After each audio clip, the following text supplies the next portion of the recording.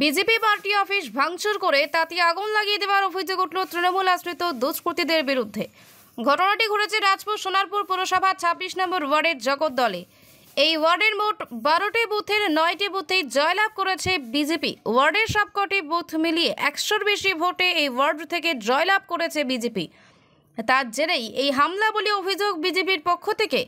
ঘটনায় ইতিমধ্যেই সোনারপুর থানায় অভিযোগ দায়ের করা হয়েছে। এই ঘটনায় তৃণমূল নেতৃত্বের সঙ্গে যোগাযোগ করা হলে অভিযোগ অস্বীকার করেছে।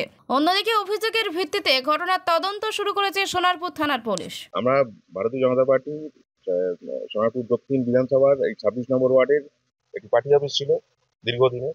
এই পার্টি অফিস থেকে গতকাল রাত্রিবেলা তৃণমূলের দুষ্কৃতীরা পুড়িয়ে দিয়ে গেছে, সমস্ত আসবাবপত্র নষ্ট করেছে।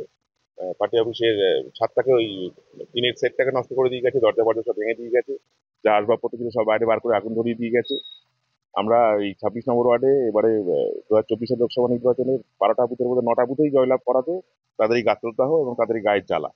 এবং আমাদের শুধু পার্টি অফিসে আমাদের বিভিন্ন কর্মীদেরও ইনডাইরেক্টলি ডাইরেক্টলি থ্রেট দেওয়া হচ্ছে, রাস্তাঘাটে গেলে তাদের গালাগাল করা হচ্ছে, বিভিন্নভাবে পার্টি কর্মী ডিস্টার্ব করা হচ্ছে।